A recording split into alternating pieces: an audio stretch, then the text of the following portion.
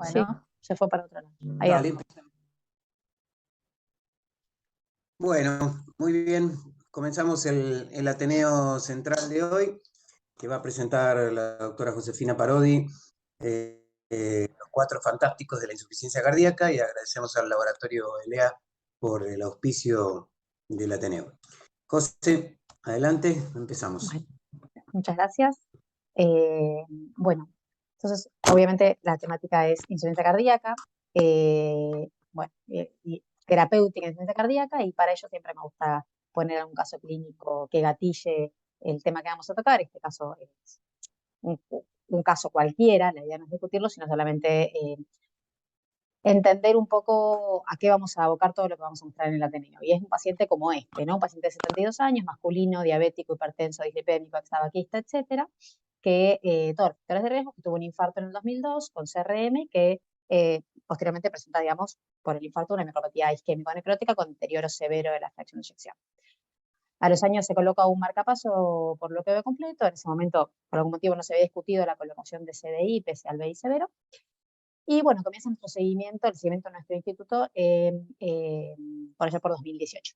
Cuando acude a la institución, en busca de un nuevo médico, se encontraba sintomático, con una disnea de clase funcional 2-3, ocasionalmente además refería a ortopnea y algunas molestias en el cuello. El examen físico no presentaba grandes signos clínicos de insuficiencia cardíaca, 120-70 de presión, una frecuencia cardíaca relativamente controlada, y esta medicación que vemos acá, losartán, amlodipina, como medicación, digamos, cardíaca, y después estatina, simvastatina, metformina para su diabetes, gliclazida, ácido fólico, paroxetina, ácido tióctico y pregabalina por otras patologías presentadas al paciente. Entendemos que esto es 2018 y obviamente las terapéuticas eran distintas a las de hoy, pero este es el tratamiento en el que se encontraba el paciente en ese momento y sintomático para disnea. Claramente parecería que había mucho por hacer. Este es el electrocardiograma del paciente, encontraba en ritmo sinusal, como dijimos, a 70 latidos por minuto. Evidentemente no tenía un gran uso del marcapasos, así que tampoco tenía, digamos, un QRS ancho. De hecho, es bastante angosto, o sea, parecería que no está ahí la opción de resincronizar como para agregar cosas para mejorar su disnea. Pero sí, claramente un tratamiento médico subóptimo, ¿no es cierto?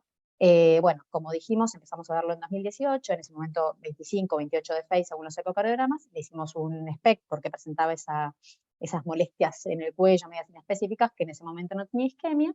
Ya se comienza a mejorar su medicación para IC, que claramente era subóptima, con lo que estaba demostrado hasta el momento, espironolactona y carvedilol 325 cada 12, pero tampoco hacía falta demasiado control de frecuencia cardíaca, y a veces en estos pacientes lo ideal tampoco es tenerlo tan bajo para que el marcapasos no funcione todo el tiempo, ¿no es cierto?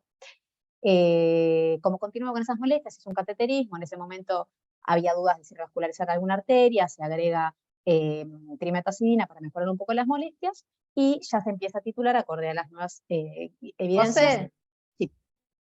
¿Podés ir un poquito más lento? Sí. Bueno, se empezó a titular entre esto, o sea, socubitril valsartán, 50 miligramos cada 12 horas. Recordamos que el paciente tenía una presión arterial de 120/70. Era un paciente súper clásico de insuficiencia cardíaca con BI severo, ¿no es cierto? Además, se decide la discusión del upgrade a CDI, porque es un paciente con un BI severo de hace... Sí.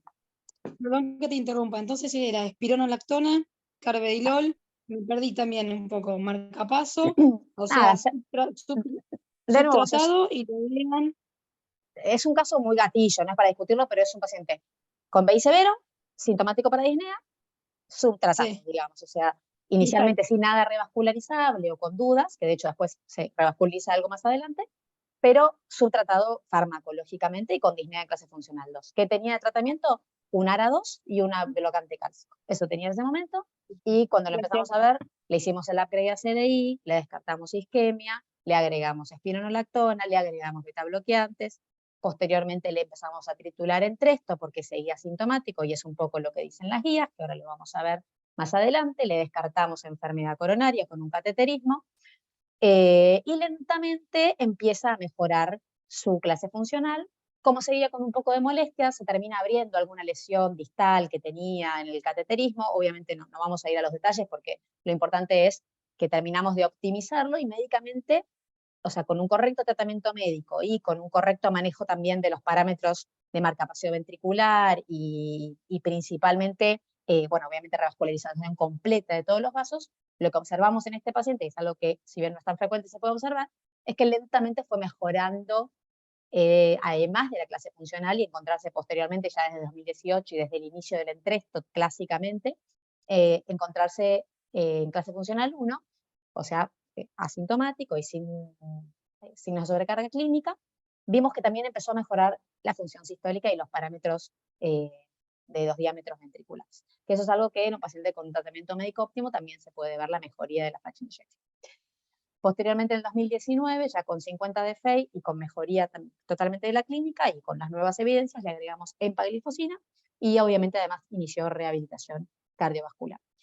Yo al paciente lo recibí ahora, en 2019-2020, cuando lo heredé, y al paciente ahora se encuentra totalmente asintomático, con seguimientos anuales con SPECT sin isquemia y un decodoppler que mejoró muchísimo los diámetros ventriculares, o sea, hizo un muy buen remodelado reverso con medicación completa y con una FEI actualmente de 68%, corroborada, digamos, por varios operadores. No se pudo hacer resonancia porque tiene un marcapasos y si bien algunos son razonables, es un marcapasos viejo y es complejo, pero realmente una gran mejoría de la fracción de eyección, y un paciente que se encuentra ahora con tratamiento óptimo para insuficiencia cardíaca y totalmente asintomático.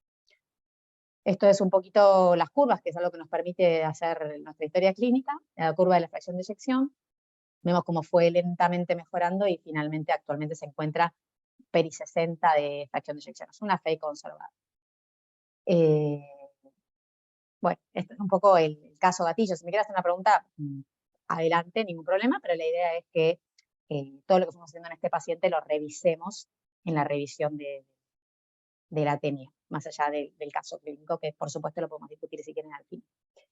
Bueno, y un poco de qué habla este ateneo es los 4 fantásticos en insuficiencia cardíaca. La idea es analizar estas 4 drogas que le pusimos a este paciente, que son hoy los 4 pilares del tratamiento de los pacientes con insuficiencia cardíaca con disfunción ventricular izquierda severa, o sea, con FEI reducida, ¿no? Estamos en este subgrupo, en este mundo de la insuficiencia cardíaca, que quizás es el que más evidencia tiene.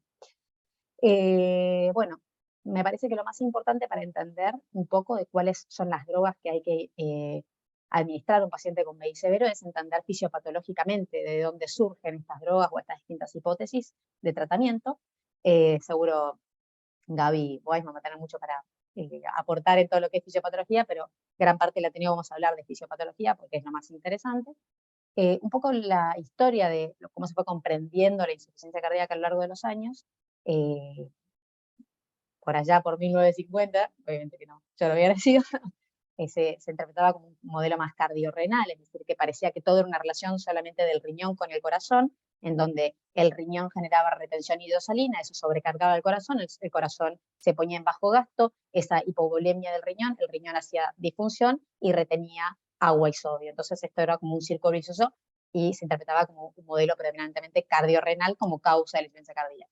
Posteriormente, en 1970, se crea lo que se conoce como modelo hemodinámico, y ahí se comienza a entender que además, digamos, el bajo gasto cardíaco no solamente produce el daño en los riñones, sino que también produce una vasoconstricción periférica desproporcionada, con digamos, alteraciones no solamente en cuanto a la retención de hidrosalina, sino disfunción endotelial, alteraciones en el aporte de oxígeno, disminución del óxido nítrico, y todo esto genera esa vasoconstricción periférica, que después lentamente también se fue observando que lo que pasaba es que tenías un sistema nervioso simpático adrenérgico aumentado. Y esto ya forma parte del modelo que se empezó a hablar de 1990 esta parte, y empezaron a desarrollarse las drogas de insuficiencia cardíaca de neurohormonal. Y se entendió que en realidad lo que ocurre es una gran activación neurohormonal de varios sistemas. Por un lado, el sistema adrenérgico, que eso ya estaba entendiéndose con el modelo hemodinámico de liberación simpática que genera digamos, además de la vasoconstricción periférica excesiva, cronotropismo, inotropismo, etcétera, como para intentar compensar ese bajo gasto cardíaco, pero además una liberación de un sistema renina-angiotensina-aldosterona, que es el encargado de este mecanismo de reabsorción renal, y un tercer mecanismo, que es el mecanismo el sistema de los péptidos natriuréticos, que en realidad cumple un poco un rol de intento de compensar los mecanismos de daño cardíaco, es decir, los péptidos natriuréticos, y esto ya hablamos de, digamos, estamos llegando al último modelo de entrenamiento de insuficiencia cardíaca, los péptidos natriuréticos, y vamos a hablar un poquito más adelante, son péptidos que libera el corazón en contexto de insuficiencia cardíaca en pos de generar natriuresis, o sea, intentar mejorar esa hipervolemia, pero que lo que pasa es que no terminan de, digamos, de lograr sus objetivos producto de que se activan otros sistemas que hacen downregulation de estos péptidos, se activa una neprilicina que lisa estos péptidos, todas estas cosas hacen que estos péptidos no logren y finalmente terminen, digamos, empeorando el círculo vicioso. Después lo voy a nombrar un poquito porque habla de las nuevas líneas fisiopatológicas del tratamiento. Y finalmente lo que se entiende hoy es un modelo biomecánico, es decir, que no solamente está la parte del daño mecánico producto del aumento de la precarga y el aumento de la poscarga, sino también la parte biológica que parecería que el sistema renina-angiotensina aldosterona aumentado produce, además del daño indirecto por la precarga, un daño directo de los miocardiocitos y reemplazo fibrótico. Y esto finalmente es lo que termina perpetuando y haciendo que la insuficiencia cardíaca termine con un remodelado excéntrico y daño, digamos, cardíaco, más allá del daño primario, que por ejemplo puede ser una isquemia cardíaca por un infarto, etc. Bueno, un poco entonces, este es el modelo actual, el entendimiento de la fisiopatología de la insuficiencia cardíaca. Parece un poco complejo, pero la verdad que es lo que todos finalmente manejamos diariamente. O sea, lo que vemos son dos grandes mecanismos que queremos bloquear. El bajo gasto cardíaco genera un aumento del reflejo simpático, como dijimos, aumento de las catecolaminas, esto genera vasoconstricción periférica y finalmente aumento de la resistencia vascular y aumenta la poscarga, mientras que por otro lado genera bajo flujo renal. Eso el riñón lo sensa como una hipovolemia y desencadena el mecanismo renina-angiotensina-aldosterona que retiene agua, sodio y aumenta la precarga. Entonces genera el daño mecánico con aumento de la precarga y la poscarga. Entonces, mi objetivo final en el tratamiento de insuficiencia cardíaca va a ser bloquear todos estos mecanismos, ¿no? Y bueno, por eso es que así se pueden desarrollar las líneas fisiopatológicas del bloqueo del sistema renina-angiotensina con los bloqueantes mineralocorticoides, con bloqueantes de ECA, con bloqueantes ARA, pero lo que les comentaba anteriormente, y un poco está bueno como para entender qué rol cumple el sacubitril en todo esto, los péptidos natriuréticos que les comentaba que aumentan con el objetivo de generar vasodilatación, natriuresis y un poco también antifibrosis, no logran cumplir su rol anti-insuficiencia cardíaca porque la más allá de que hay downregulation de receptores, etcétera, parecería que lo más importante es que hay un aumento del trabajo de la neprilicina, que es esta enzima que degrada los péptidos natriuréticos ANP, BNP y péptidos natriuréticos C. Entonces, todo el mecanismo que el corazón, siempre sabemos que el cuerpo humano es muy inteligente e intenta frenar, la neprilicina no lo permite.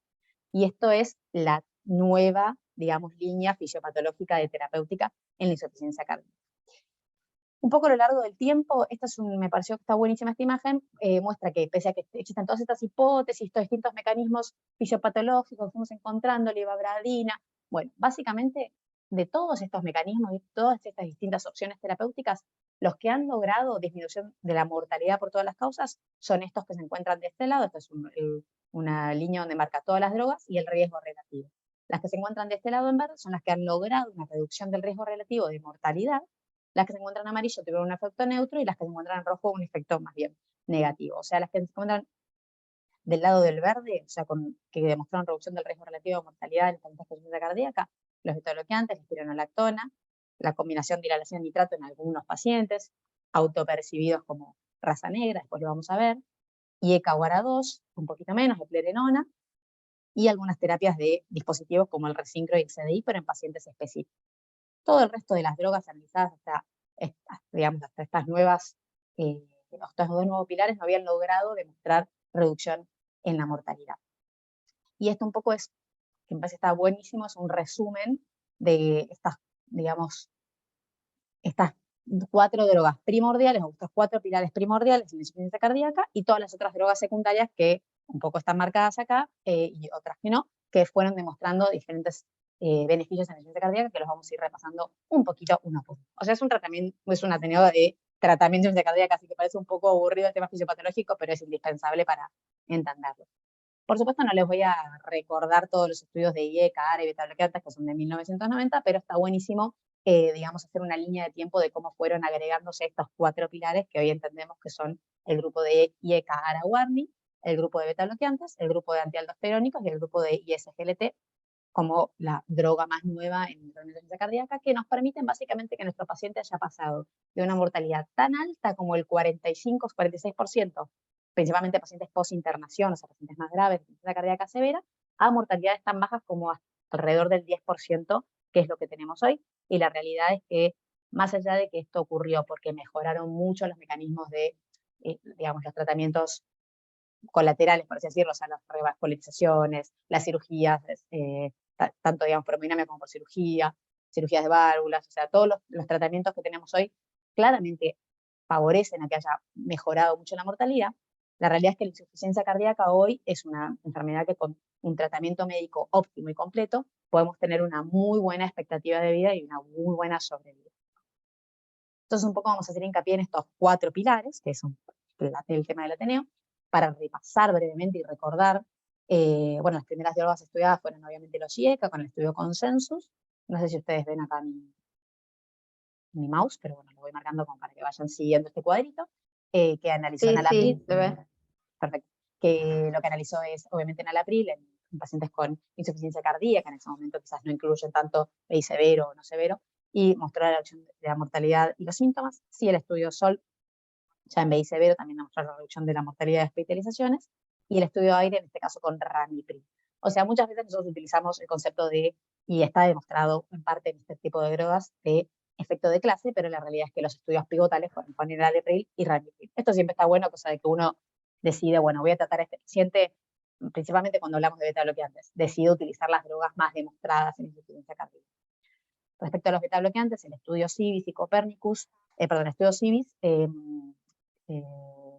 que mostró mejoría de sobrevida con bisoprolol, y el estudio Copernicus y COMET demostraron, bueno, el carvedilol en el Copernicus en pacientes con insuficiencia cardíaca con BI severo, y el COMET era, digamos, comparativo con metoprolol. O sea, si yo voy a elegir un paciente que no tiene medicación, siempre intentemos utilizar alguno de los que están más demostrados. Luego los antialdosterónicos, es interesante esto resaltar que los beta-bloqueantes y antialdosterónicos se probaron por sobre el tratamiento médico óptimo en ese momento, que era el IECA solamente, o sea, fueron medidas terapéuticas se fueron agregando en escala y fueron por sobre el anterior mostrando mejoría de la sobrevida, pero cuando uno tiene un trial más nuevo, quizás es un poco más exigente, porque le pido ya sobre un tratamiento médico mucho más óptimo. Quizás si hubiésemos probado los ISGLT en 1987, la mortalidad hubiese sido tanto más grande en ese momento que el beneficio hubiese sido incluso aún mayor. Pero bueno, está claro que cada vez uno es más exigente para demostrar beneficio con nuevas drogas, por eso es muy interesante cuando tenemos una nueva molécula que muestra mejoría de la mortalidad. Los antialdosterónicos con el estudio RALES, con espironolactona, y posteriormente el EFESUS con eplerenona.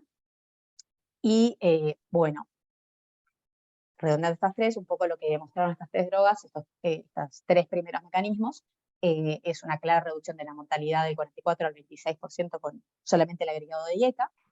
Luego el agregado de la antialdosterónicos tuvo una reducción, o sea, un agregado de reducción relativa de muerte del 20 al 30%, o sea, es un montón, porque los pacientes de ese momento se morían mucho más que ahora, y esto es algo que también vale la pena resaltar, como dijimos, por las terapéuticas invasivas y demás.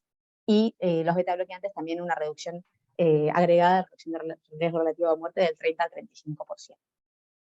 Esto todo fue básicamente el tratamiento médico óptimo que teníamos hasta el 2014, que un poco es lo que venía nuestro paciente, aunque quizás no tenía la mejor selección de las drogas. Y posteriormente, del 2014, aparece, como dijimos, esta nueva, el entendimiento, el conocimiento de este nuevo esquema o este nuevo pilar de tratamiento que es actuar sobre esta vía de la neprilicina. Y un poco es intentar que el bloqueo de la neprilicina, que como dijimos es una enzima que degrada los péptidos natriuréticos endógenos que el cuerpo libera para lograr paliar los mecanismos que retroalimentan la insuficiencia cardíaca, se intentó primero con una primera droga llamada omapatrilat, que en realidad no es que fue totalmente negativo, pero es un estudio que digamos, analizó 5.000 pacientes en BI severo, comparado con el tratamiento médico óptimo en el momento, que en realidad lo que, digamos, no es que fue negativo, pero analizó no inferioridad y superioridad, logró el endpoint combinado de no inferioridad, pero no el de superioridad. Y cuando analizás los endpoints por separado, de hospitalizaciones y mortalidad, solamente había demostrado, o sea, solamente logró la reducción, la no inferioridad en reducción de hospitalizaciones, no así mortalidad. Y como por supuesto estas drogas son mucho más caras, son difíciles de aplicar, cuando no tienen grandes beneficios, finalmente, digamos, no se continúa con esa línea terapéutica o esa investigación. Pero posteriormente se desarrolló esta nueva droga, que es el sacubitril/valsartán, que todos conocemos como el Entresto, en el 2014, en donde no solamente tiene la característica de, digamos, inhibir la neprilicina, sino que además de estar combinado con el valsartán, tiene mejores, digamos, perfil farmacodinámico que el omapatrilat y tiene más estabilidad, etc. Entonces, finalmente aparece una droga digamos, de una mejor formulación.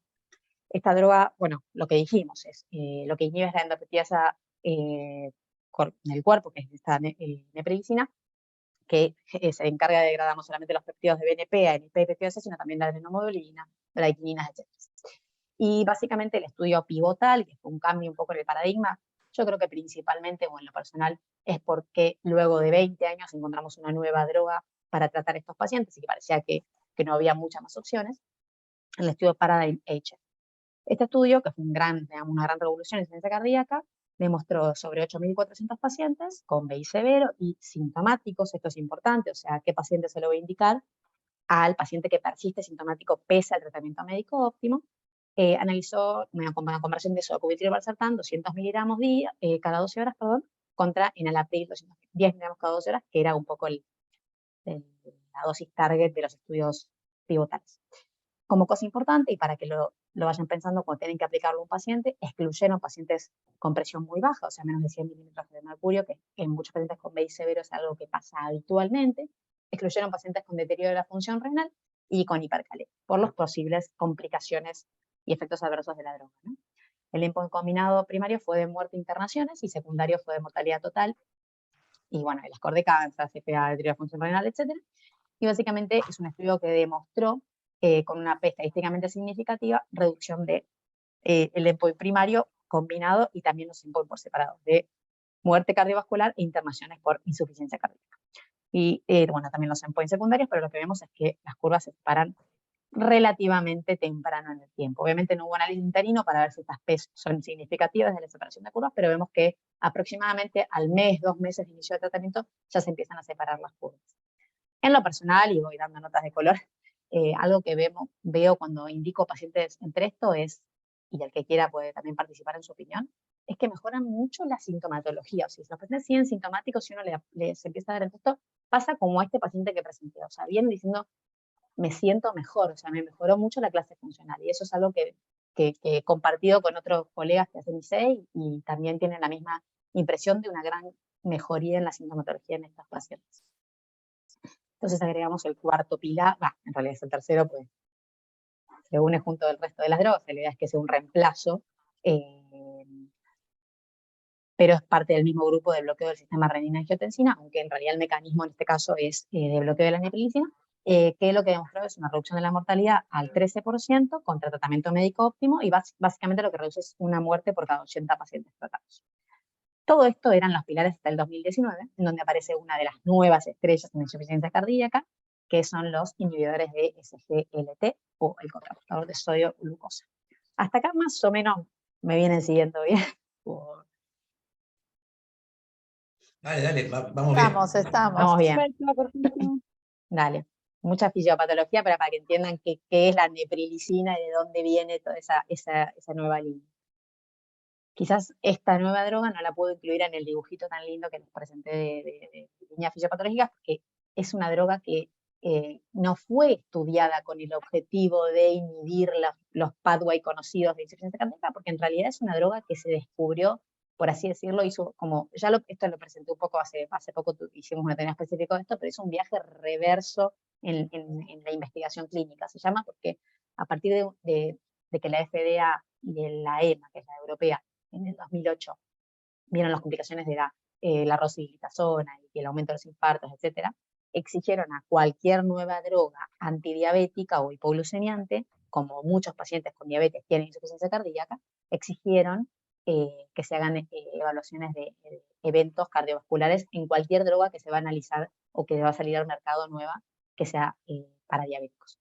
Y entonces estaban haciendo este estudio de investigación en una droga que habían demostrado en las etapas 2 digamos, de las fases de investigación, que era muy buena para los diabéticos, que lograba una glucosuria por inhibición de la reabsorción renal de glucosa y generaba no solamente una, digamos, mejoría de la glucemia, sino de la hemoglobina glicosilada, del peso, de la presión arterial, de la adiposidad, de la albuminuria, etcétera. O sea, un muy buen perfil metabólico. Y finalmente hicieron este análisis de eventos cardiovasculares y encontraron que en pacientes diabéticos con alto riesgo de eventos cardiovasculares o con enfermedad cardiovascular establecida, compararon empagliflozina con placebo, con un endpoint primario de muerte cardiovascular, o sea, más de 4 puntos, se llama muerte cardiovascular, perdón, más de 3 puntos, muerte cardiovascular, infarto o ACV. Obviamente analizaron, bueno, como es enfoque secundario, mortalidad total y hospitalizaciones. Y lo que encontraron fue que, este fue el estudio en Parrec-Outcome, lo que encontraron es una clara mejoría de la empagliflozina respecto a placebo, del endpoint combinado primario, pero también de todos los endpoints por separado, o sea, reduce la muerte cardiovascular, reduce las hospitalizaciones por insuficiencia cardíaca, reduce la mortalidad total. Realmente una droga que parecería tener muchísimos beneficios que exceden al beneficio del diabético, y es así que surgieron un montón de estudios con distintas drogas de IC-GLT, fueron surgiendo a medida que fue saliendo las distintas drogas, el Emparrec que les mostré con empagliflozina, el Canvas con canagliflozina, el Declartini con DAPA, el Credence con cana, bueno, específicamente en riñón, y el Verti con artegliflozina. Básicamente, esto es un metaanálisis de todos los estudios que surgieron con estas nuevas drogas, en casi 50.000 pacientes, demostraron que, esto estamos hablando de diabéticos, ¿no? Demostraron que las glifosinas lo que generan es una reducción de aproximadamente el 10% del o sea, el endpoint combinado, pero con reducción también de la mortalidad y de las intervenciones cardíaca, y aunque la empagliflozina mostró reducción de la mortalidad, parecería que hay mucha heterogeneidad de clase y la mortalidad parece, digamos, tiene mucha variabilidad en este metaanálisis. Pero básicamente se entiende que tiene un gran beneficio a nivel cardiovascular, y entonces se gatillaron los estudios en pacientes no diabéticos. Un poco para repasar el mecanismo fisiopatológico de los IS-GLT, y en esto Gaby la tiene atadísima, así que si quiere interrumpirme, como dije, No, va todo bien. no lo puedo poner dentro del dibujito de las distintas vías que se activan o lo que se entiende hoy los mecanismos de acción cardíaca, porque la verdad es que va por otro camino y no está tan claro tampoco cuáles son realmente todos los mecanismos, o sea, no se sabe todos los mecanismos fisiológicos que tiene esta droga. Lo que se sabe groseramente es que los inhibidores de SGLT2 están predominantemente en el túbulo contorneado proximal. Allí se realiza el 90% de reducción de glucosa. Como es un contrasportador, cuando lo inhibís la reducción de glucosa y también de sodio. Eso genera una natriuresis. Hasta acá todo perfecto. Pero la droga, más allá de lo que mejora el perfil cardiovascular produciendo natriuresis, que entendemos que una natriuresis va a generar menor, digamos, precarga cardíaca, por lo tanto va a mejorar el perfil hemodinámico desde ese punto cardiovascular, lo que se ve también es que tiene muchísimos otros beneficios. Estos son todos los que ya están demostrados en distintos trials, como reducción de la esteatosis hepática, mejoría de la presión arterial, mejoría del sobrepeso. Hay estudios que demostraron, digamos, retroceso del remodelado concéntrico y de la fibrosis a nivel cardíaca, aumento de glucagón, que parecería que glucagón también puede producir inotropismo cardíaco. O sea, son varios mecanismos fisiopatológicos que no están del todo comprendidos, y principalmente porque IS-GLT no hay en el corazón, pero principalmente uno de los mecanismos o la hipótesis que se cree que actúa sobre estos canales que se llaman NH3, que están tanto en el corazón como en el riñón, y básicamente lo que hacen es, al bloquearlo, aumentan la acidemia, y esto favorece más a la natriuresis, y digamos, mejoraría un poco el perfil hemodinámico cardíaco, y además actúa también en las vías del manejo del calcio intracelular, favoreciendo el entropismo cardíaco, la mejoría, digamos, del remodelado reverso, etc. Ya tuvimos hace 15 días un Ateneo de IS-GLT, así que no voy a extenderme tanto en los mecanismos fisiopatológicos como la otra vez, pero básicamente a raíz de estos estudios surgen dos grandes estudios en insuficiencia cardíaca en pacientes no diabéticos, que son el EMPERO-REDUCE y el DAPA-HF. El DAPA-HF es un estudio que analizó dapaglifosina contra placebo en pacientes no diabéticos con BI severo, más o menos 5.000 pacientes, que obviamente pacientes en clase funcional al menos 2, o sea, pacientes que persistan sintomáticos pese al tratamiento médico óptimo. Esto es en regla general, pero muchas veces, como es una droga con mucho beneficio, un paciente que, aunque venga asintomático, generalmente es una droga que se agrega hoy al tratamiento de insuficiencia cardíaca, no como el sacubitril, que se esperaría que esté sintomático para tratarlo. Resalté cosas importantes como para que sepamos a qué paciente tratarlo. Eran PI severos isquémico necróticos, la mitad, o sea, la otra mitad era no isquémico necrótico y también tuvieron beneficio. Y no todos eran diabéticos, pero había un porcentaje grande, por supuesto, pero menos del 40%, o el 40%. Y bueno, básicamente lo que se encontró es grandes beneficios, obviamente, como se esperaba con los estudios previos, de reducción del outcome primario combinado de mortalidad y internaciones por insuficiencia cardíaca, con una P estadísticamente significativa y con buenos intervalos de confianza para todos los subpartes del endpoint primario. O sea que parecería que es una droga que reduce las hospitalizaciones y reduce la mortalidad, tanto cardiovascular como la mortalidad total. Y finalmente el Emperor Reduce, que básicamente es una droga, digamos, un estudio muy similar de empalificación en este caso, casi 4.000 pacientes. Algo interesante que resalté es que son BIs generalmente bastante severos, 27% de las PI promedio, y lo mismo que lo anterior, mitad isquémicos, pero también mitad no isquémicos. O sea, podríamos aplicarlo a cualquier paciente que veamos con BI severo en consultorio.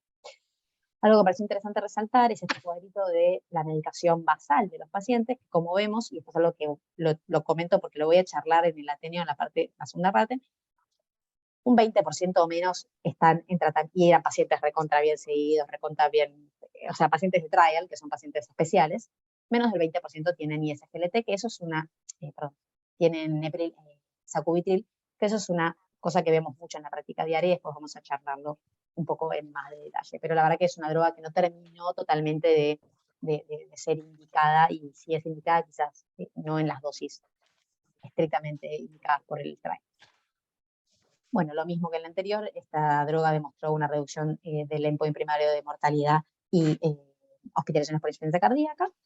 Y bueno, básicamente acá completaríamos los 4 pilares, o los 4 fantásticos, como se conocen. Estos son, si tienen dudas, en la insuficiencia cardíaca. Básicamente el grupo de drogas que inhibe el sistema de angiotensina, aldosterona y la neprilicina, que es IECA o ARA2, sacubitril valsartán, los bloqueantes aldosterónicos, los beta bloqueantes y los ISGLT.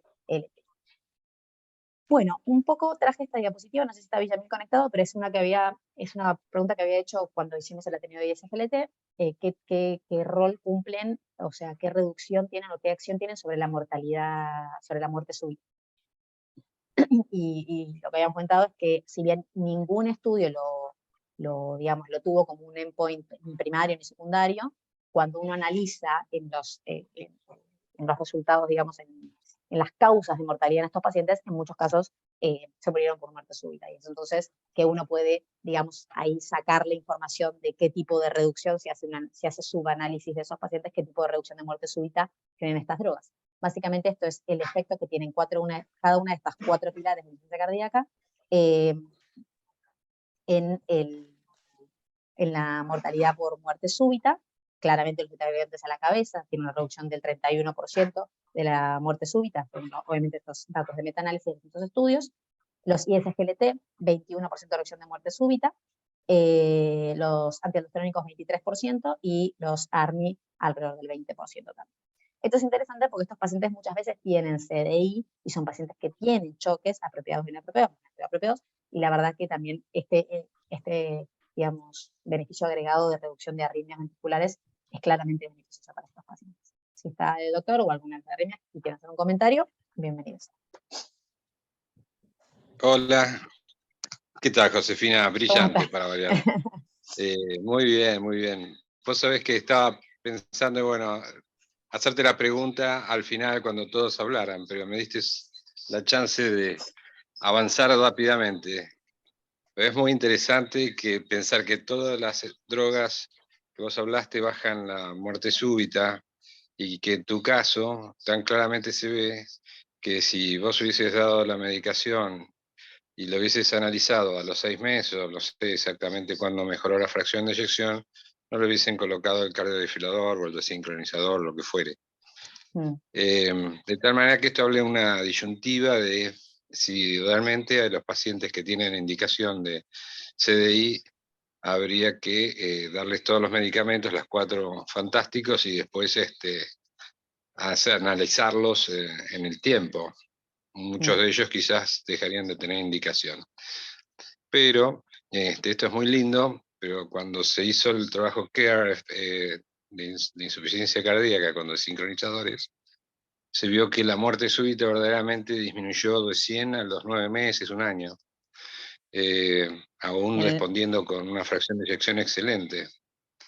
Entonces hay una ventana de tiempo entre el efecto beneficioso y la mejoría de la fracción de eyección y la disminución de la muerte súbita o arrítmica, que en realidad es una interrogante, no sabemos cuánto tiempo es eso. Si bien el paciente tiene una fracción de eyección fantástica, todavía mantiene ese exceso de muerte arrítmica o súbita, que es lo que nos hace todavía duda de que una estrategia de medicación sola pueda llegar a hacer ese puente hasta que mejore la fracción de eyección, ¿no? Sí, Pero bueno, es lo que se viene, ¿no? En algún momento se hará el trabajo. Es difícil. Este grupo de pacientes es lo que se llama con frecuencia mejorada, se les dice, y la verdad es que es un grupo muy gris. Lo que se sabe es que es un grupo muy sensible. Cualquier eventualidad los hace retroceder 20.000 casilleros. Se sabe, a raíz de algunos estudios que lo demostraron, que sacarle la medicación los hace retroceder, los hace volver a BI severo. Entonces uno no se siente tranquilo de no indicarle todo lo que le indicaría a un BI severo, no se siente nunca tranquilo de suspenderle la medicación. La verdad que si bien mejoran la financiación y eso les hace mejorar los síntomas principalmente y quizás mejorar la expectativa de vida, es un subgrupo de pacientes claramente con mayor riesgo y más sensibles, y hay que tenerles muchísimo cuidado porque cualquier estornudo los puede volver a hacer tener BI severo. Y la verdad que, como decís, es un grupo que le falta mucha investigación todavía, y de hecho mismo las guías de insuficiencia cardíaca casi no los nombran, porque realmente tampoco hay muchos estudios en estos grupos de pacientes.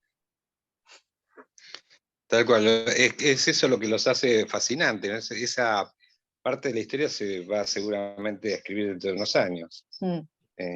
Pero bueno, uno tiene que ir pensándolo, ¿no? ¿Cuántos de esos pacientes quizás no gastaríamos en dispositivos que salen $15.000 y a solo efecto de pagar, qué sé yo, $50 mensuales de agregarles glifosinas y otros medicamentos, ¿no? Pero bueno, todavía, como decís, es impropio andar cambiando las guías hasta que no se tenga más claro cuál es lo que sucede con ellas, ¿no? Exacto. Bueno, iba a hablar un poco de los otros tratamientos de insuficiencia cardíaca, me parece que lo voy a hacer demasiado largo.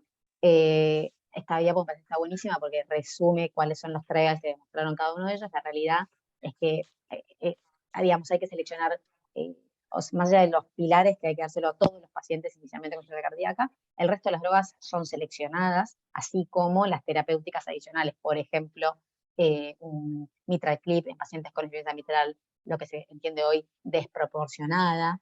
Bueno, la indicación de CDI o CRT en pacientes específicos, digamos, con QRS ancho, con RAM izquierdo, o sea, cuanto más específico, digamos, más beneficio tiene. Hierro en pacientes que tengan ferritina menor a 100. Bueno, ahí está también inadecuación de nitrato en pacientes autopercibidos negros, o sea, hay tratamientos específicos que han tenido beneficios, pero bueno, estos 4 drogas son lo que se conoce como los 4 pilares de los 4 componentes de insuficiencia cardíaca. Que básicamente, ¿qué generan?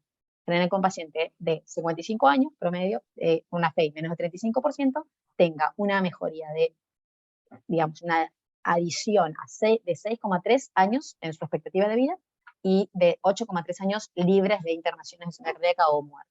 Esto es básicamente, obviamente se los hace un análisis de un trabajo, pero básicamente esto es lo que le estamos dando hoy a nuestro paciente con BI severo con un tratamiento médico óptimo, en comparación con solamente darle IECA y beta bloqueantes.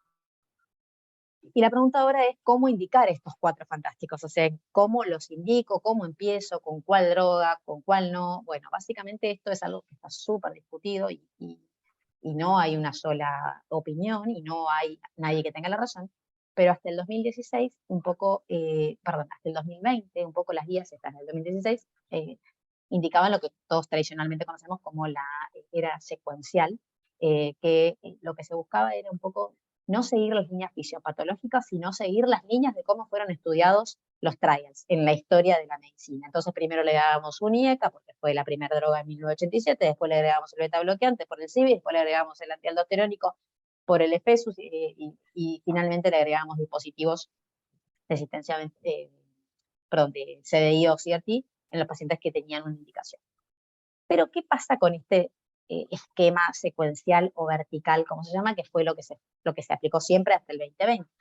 Bueno, básicamente los registros, este es un registro europeo, que demostraron que había dos grandes problemas. Por un lado, que los pacientes ambulatorios estaban muchas veces submedicados. Esto comparó los pacientes que se internaron contra los que después al alta de la internación, 5.000 pacientes de estos 12.000 del registro, y veían que al alta de las internaciones en general uno terminaba ajustando un poco la medicación y mejoraba las indicaciones, pero beta bloqueante 54% contra el alta 71, 64% de IECA-UARA contra el alta 77, 33% de bloqueante aldosterónico contra 55%. O sea, esto es en realidad lo que vemos en la práctica diaria. O sea, no pasa solo en Europa, pasa en todos lados.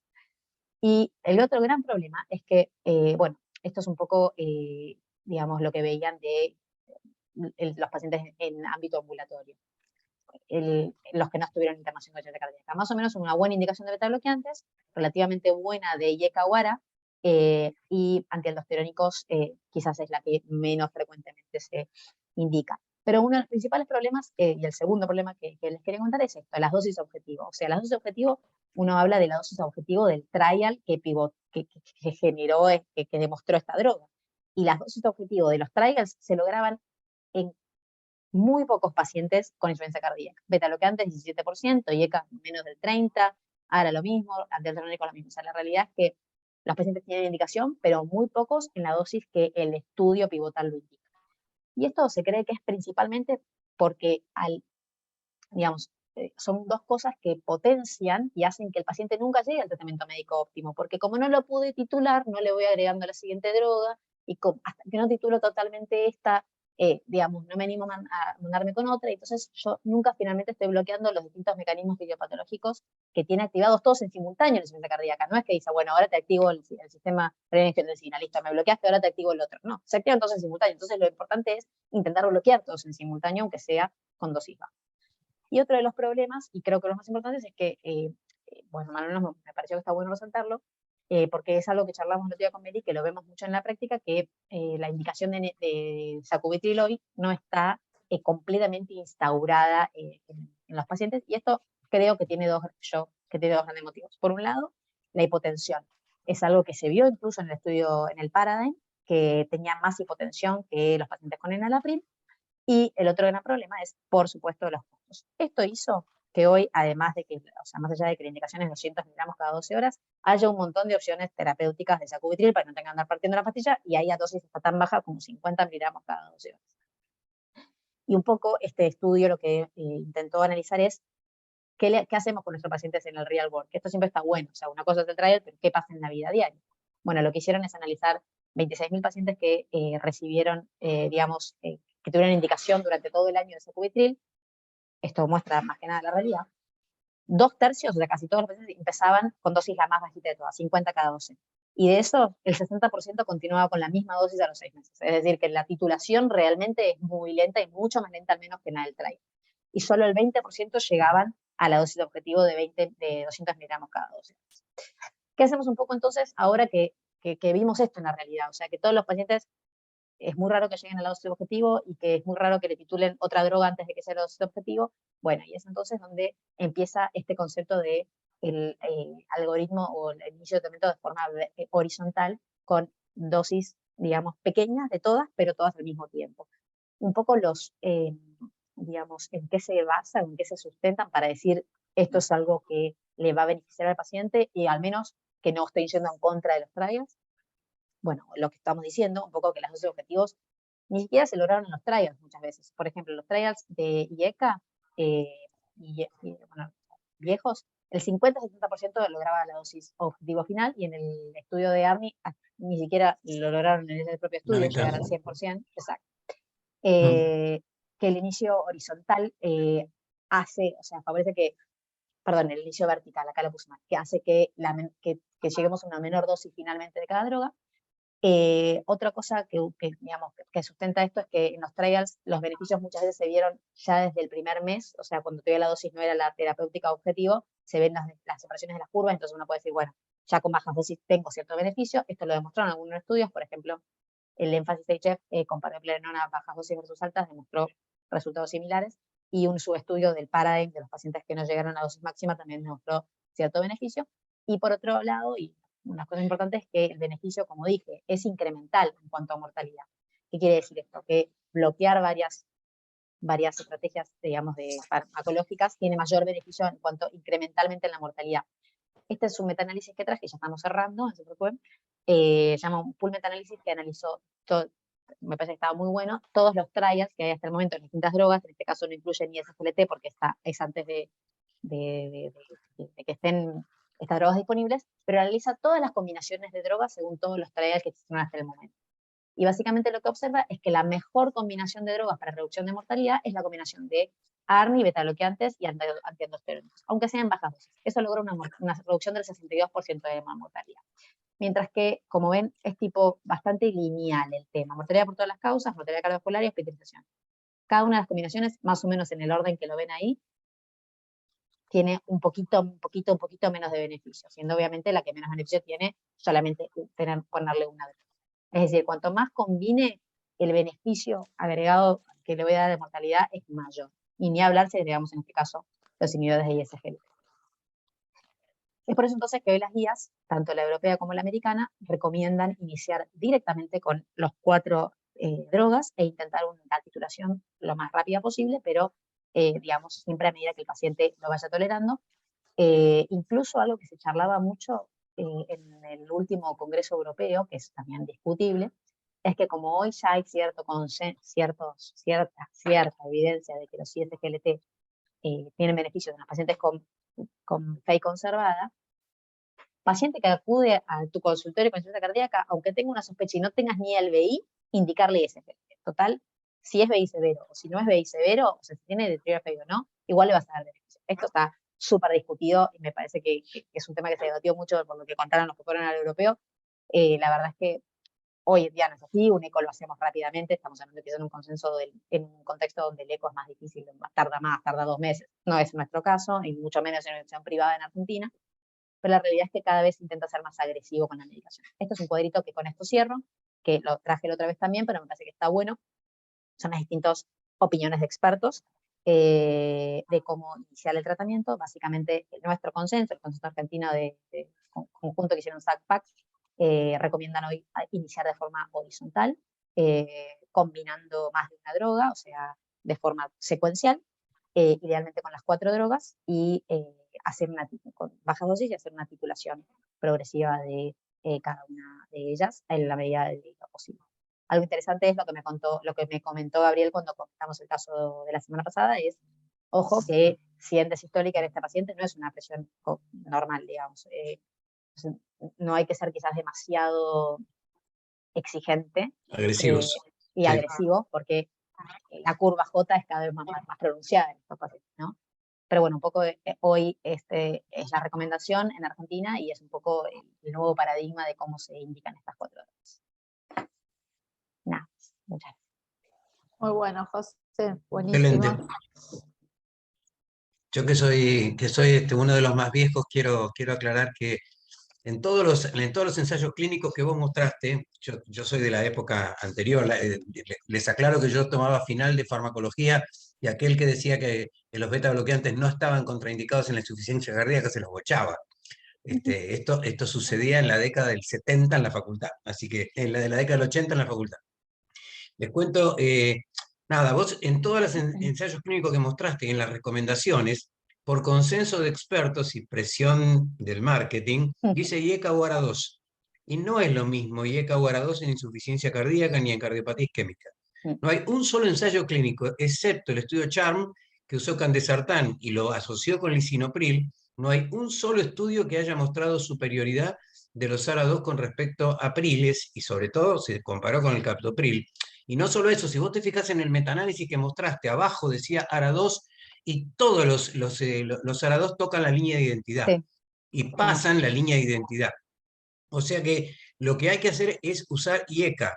Obviamente que si en el menor porcentaje que existe los pacientes tienen tos y uno no tiene más remedio que cambiarlos a 1 hora 2, lo puede uno hacer, pero no es casualidad que el estudio Paradigm no se comparó contra un sartán, se comparó contra enalapril, justamente porque contra un valsartán hubiera dado tremendamente diferente porque no hay evidencia de vuelta. Ahí lo tenés. ARA 2 dice 0,89, 1,27, llega la línea de identidad, 1,28 mortalidad cardiovascular, 1,01. En ninguno de los casos, en ningún endpoint, los ARA 2 han demostrado ser beneficiosos en insuficiencia cardíaca. Total. Y lo que hay estudios es de no inferioridad, que es con lo que obviamente. Claro, pero desde el punto de vista fisiopatológico, si vos no tenés inhibida la neprilicina o no tenés estimuladas las bradiquininas, con bloquear el receptor AT1 no alcanza, porque al bloquear el receptor AT1 se estimula otro receptor, que es el receptor AT2 y el más receptor, que lo que generan es aumento de angiotensina 1,7. Y la angiotensina 1,7, como la 1,5, se demostraron que son neuroprotectores y nefroprotectores, pero no son cardioprotectores. Entonces, eso ya hay a nivel experimental y en diferentes ensayos clínicos, que cuando uno está pensando en morbimortalidad cardíaca, hay que pensar en inhibición del sistema renina-angiotensina con IECA. Y recordar igual que si uno va a usar ARNI, si uno va a usar un sacubitrilo, no podemos usar IECA. No, claro que no. Tenemos que, si venimos de IECA, porque el paciente venía con IECA y hay que vamos a cambiárselo. Hay que hacer un espacio de 1 día y medio o 2 sin IECA y luego empezar con ARNI. Obviamente, si viniéramos de sartán, no necesitamos hacer ese espacio, cambio, ¿no? Sí. Por ahí, sí, perfecto. Algo que le querría preguntar a José es, un poco, ¿cómo hacer con la cocina interna? ¿Cómo hacer, qué bajo, qué subo, cómo maniobro cuando la presión está baja como el paciente ese? ¿Cómo maniobro cuando agrego una droga nueva? ¿Qué bajo, qué subo? ¿Qué te parece? Si se puede hacer alguna recomendación, cuál bajar, cuál subir. Sí. Es difícil. Lo que pasa es que si estás con Entresto, o sea, si lo que estamos hablando es Entresto, no tenés mucho margen. El aldosterónico no te va a cambiar nada, la enrolifosina no te va a cambiar nada, porque es una sola dosis la que se da, el betabloqueante mucho no le va a modificar la presión, que lo bajes un poquito. Entonces, es la única, o sea, si estás con Entresto es la única que podés modificar para realmente no hipotensarlo, digamos.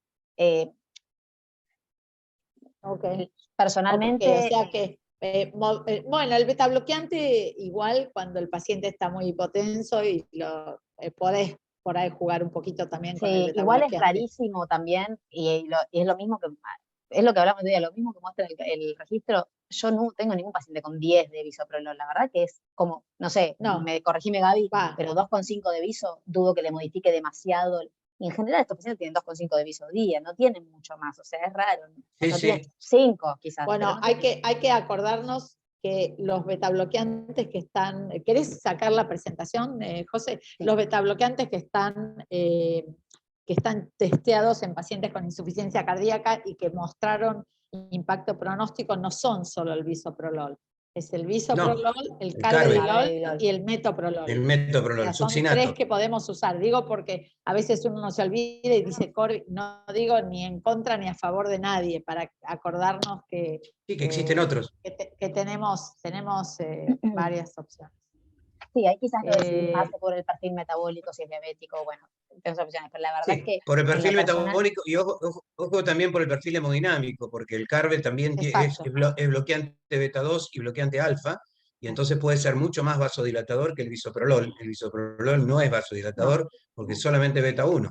Entonces, si vos tenés un paciente con un índice cardíaco muy bajo, y por ahí yo prefiero carvedilol en ese caso que bisoprolol.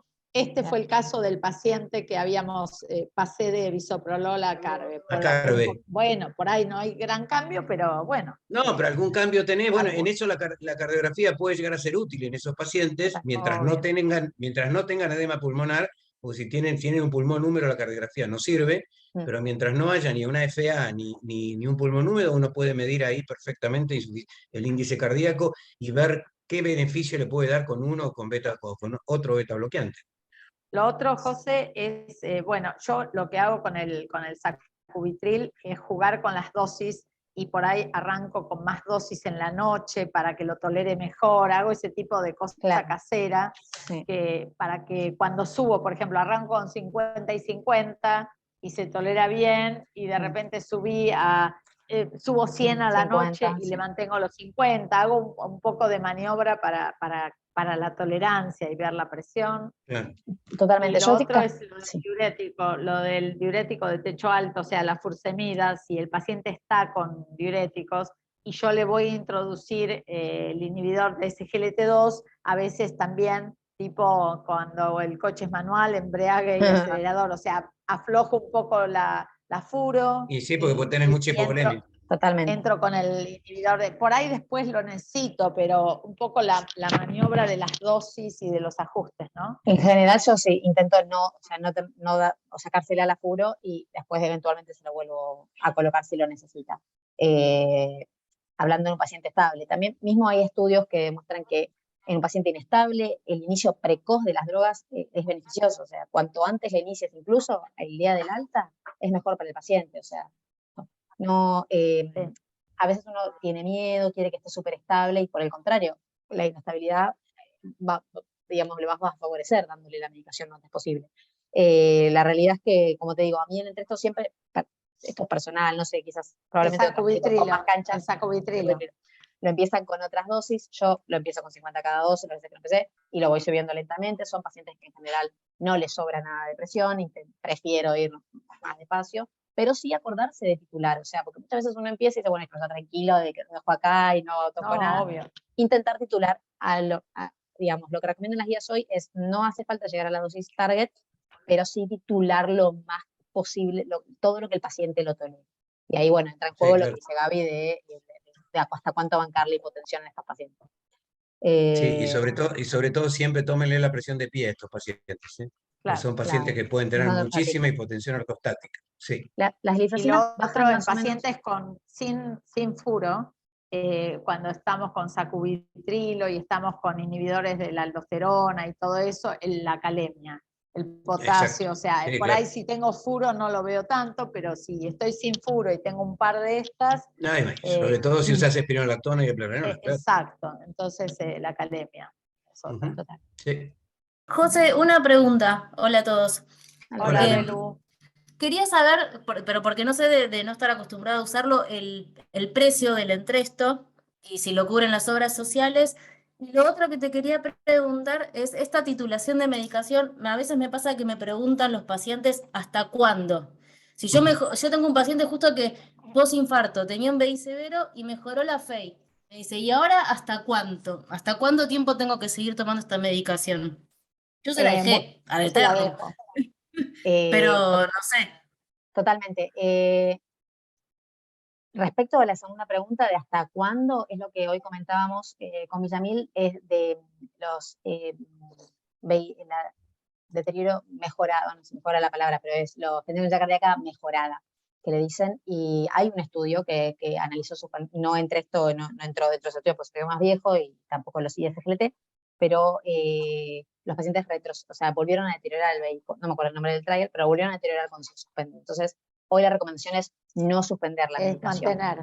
Mantenerla siempre. Por ahí, José, en pacientes posinfarto, en pacientes muy recientes, exacto, es la opción del remodelador, digamos, es como un poco como el CDI, uno espera, si dice, 40 días, hay una capacidad de remodelado de cardíaca que quizás no termina quedando con BI severo, pero es muy raro que un tipo que se infartó y llegó a 27 de FEI termine teniendo 45, ¿no? O sea, en general es sin ninguna mediación terapéutica, digamos. En general puede haber cierta mejoría, pero no va a pasar a BI conservado.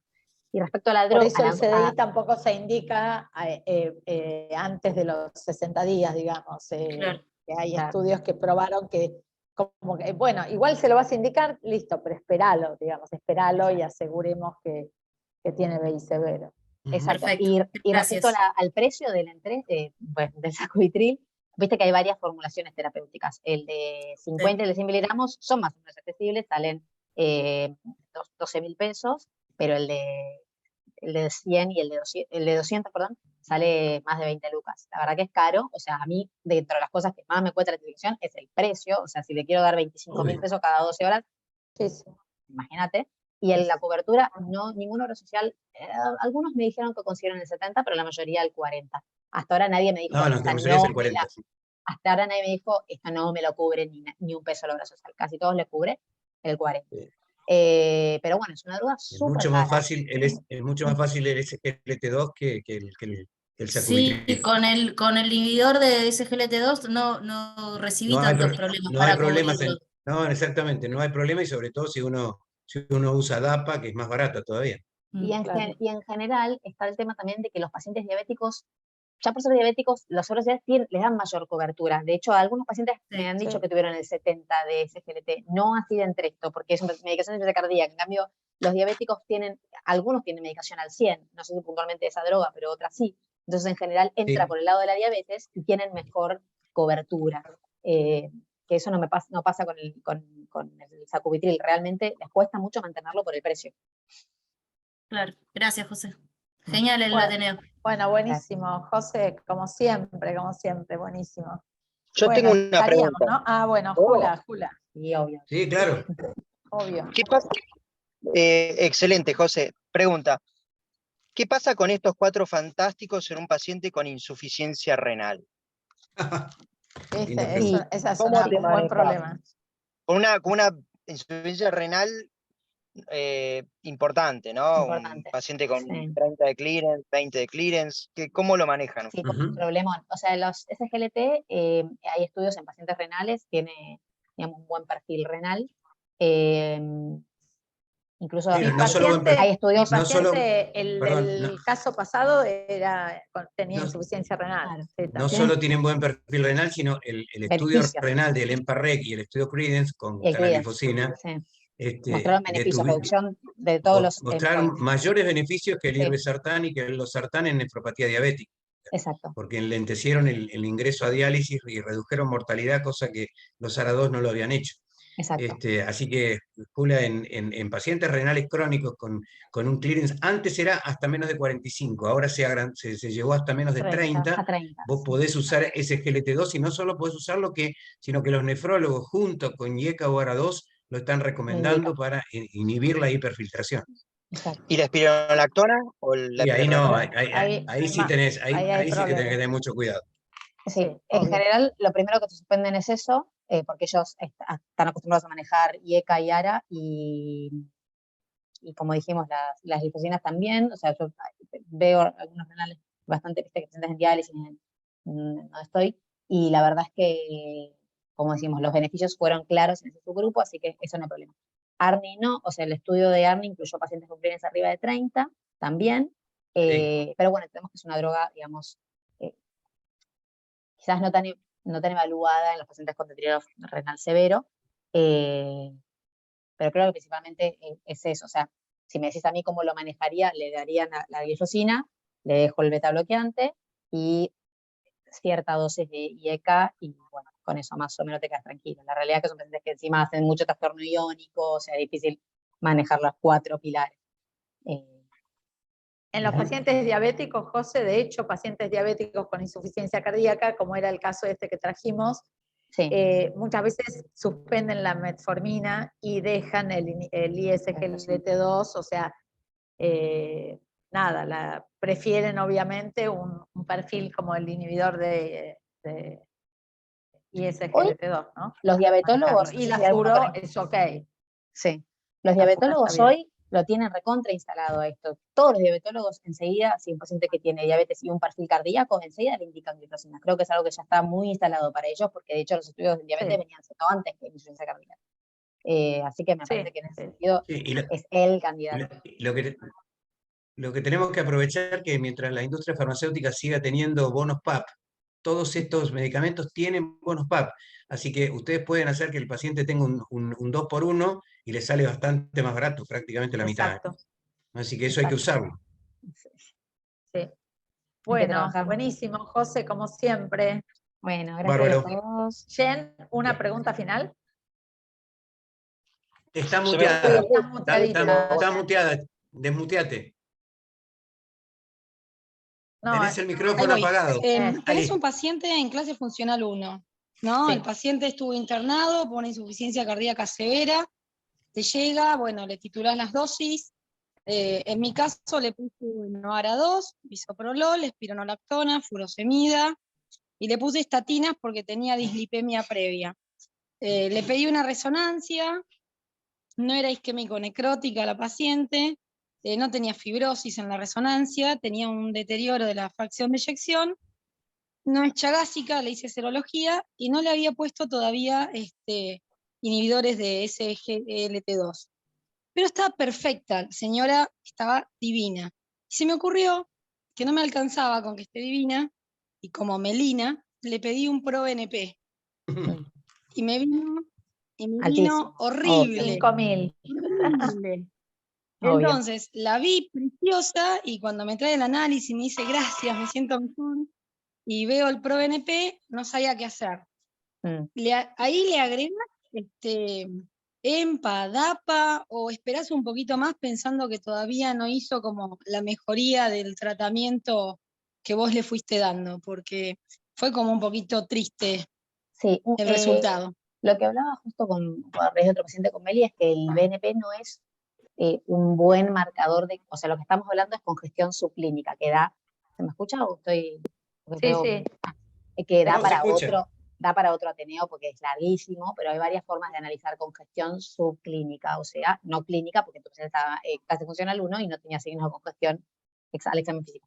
La congestión subclínica hoy la analizás con herramientas complementarias, con el ecodoppler, con las mediciones de presiones de llenado ventriculares, con la vena cava, que es lo tradicional, con la placa de tórax, que es lo más tradicional, más viejo, con el laboratorio BNP y hoy con una ecografía pulmonar y búsqueda de cometas, que es un poco lo más moderno, lo que más está en boga y realmente de las cosas que mejor marca la congestión subclínica cuando comparas todos estos tipos de estudios. Más que nada entendiendo como gol estándar a una reinternación, etc. El BNP tiene una capacidad moderada para el diagnóstico de congestión subclínica, o sea, no es que si un BNP es alto, listo, el paciente está hasta la médula de agua, le tengo que dar furo, no, la capacidad diagnóstica de congestiones es moderada, pero eso como para decir, bueno, le subo la furo, ¿viste? Cuando a veces uno busca otras cositas para decir tiene congestión subclínica. Para indicar infiltraciones, yo se le indicaría, porque la verdad es que el beneficio cardiovascular y de mortalidad y de internaciones que va a tener ese paciente va a ser igual aunque esté en clase funcional 1 si tiene un poco de congestión subclínica, así que yo se le indicaría tranquila, eso no me deja dudas. Lo que sí me dejaría dudas es, le subo la furo a este paciente que está ahí, en ese caso quizás no.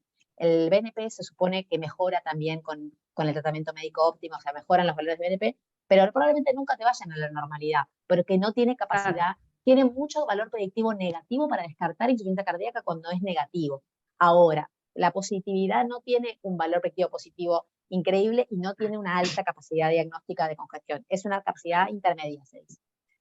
Y un poco lo que charlábamos con José a raíz de esto del BNP es que una vez que tenés toda instalada la terapéutica, no es una genialidad para valerte de eso y decir le subo. O sea, si, como dice José, o sea, si más o menos lo tenés claro el paciente y está estable, el ProBNP no debería seguir llevándote en el seguimiento la suba de dosis. Sí, al inicio para tener un pantallazo el paciente a ver cómo viene y vos lo empezás a medicar. Y una última cosa, la estatina, hay 2 estudios con estatinas en miocardiopatía dilatada, insuficiencia cardíaca, que son el estudio Aurora y el estudio Corona. Los 2 en estudios con insuficiencia cardíaca en pacientes no isquémico-necróticos, y la estatina fue nada, cero. Neutra.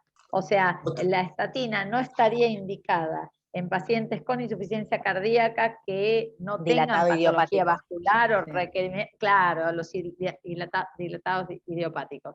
Así como, por ejemplo, en los pacientes de diálisis, la estatina, los pacientes dializando, no tiene indicación. También hay estudios de eso. O sea, son esos perfiles los que las estatinas.